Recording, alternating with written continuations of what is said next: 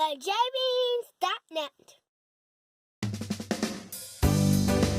We're back with more tips for the Carnival Triumph, and we hope these 12 additional quick tips will help you enjoy your next cruise even more. Our first tip is to take the stairs up to Deck 1 if you return from port on Deck 0 forward and find a long line for the elevators. After getting to Deck 1, you can take the elevators in the middle or back of the ship, which won't be as busy. Or you can walk up to Deck 2, where you can catch one of 10 elevators at the front of the ship, 4 of which are the glass atrium elevators, which aren't available on Decks 0 and 1. Speaking of Deck 0, our next tip is to be aware that Deck 0 forward is the location of the medical center. This is important to know because you won't find it on a Carnival Triumph map, either on board or online. Our third tip will help you avoid feeling lost if you exit the back of the London dining room on Deck 4, because it's not obvious how to continue to the back of the ship from that elevator area. Just turn left, then right, and you'll find the hallway that leads to the Oxford Bar and the back of the ship. Similarly, if you're coming from the Oxford Bar toward the front of the ship, you can go through the London dining room if it's open. Otherwise, you can take the elevators to a different floor.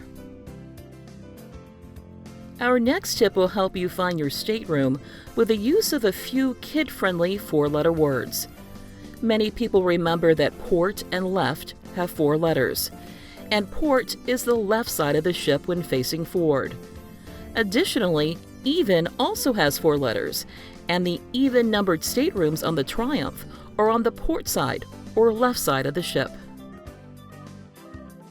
Tip number 5 is to use the Good to Know flyer to find the self-service laundry rooms on board if you need to wash or press your clothes. The laundry rooms have washing machines, dryers, irons, and ironing boards available near midship on most stateroom levels, and the flyer is delivered to your stateroom on embarkation day. Our next tip is to visit the outside deck areas on Deck 3 if you're looking for some quiet space that's shaded. The deck areas are easily accessed from both sides of the atrium, and we usually saw just a handful of other passengers there, even on days at sea. Our 7th tip is to be aware that the Lido Buffet typically has a sampling of the dishes being served in the main dining rooms for dinner. If you want a break from the more formal dining experience, head up to Deck 9 and enjoy. Speaking of the Lido Buffet, our next tip is to use the stairs inside the buffet on Deck 9 to access additional seating on Deck 10. A drink station is available in the Deck 10 seating area, so you don't have to walk back down to Deck 9 for a refill. Tip number 9 is to be aware that most of the self-serve drink stations on the Triumph only provide small plastic cups. If you prefer a larger glass for your beverage, just ask for one from any of the bars on board. Our next tip is to find the afternoon tea on the days at sea to enjoy the best desserts on the ship. The afternoon tea is typically listed in the food section of the Fun Times. In addition to delicious desserts, there are 3 free teas available: black tea, decaf, and green tea. Other flavors are available for purchase, or you can bring your own favorite teas from home, like we did. Our 11th tip is to check the Vienna Cafe coffee shop and the Internet Cafe area on Deck 5 if you need an extra printed copy of the Fun Times, which lists the daily activities. Most activities are also listed on the Carnival Hub app.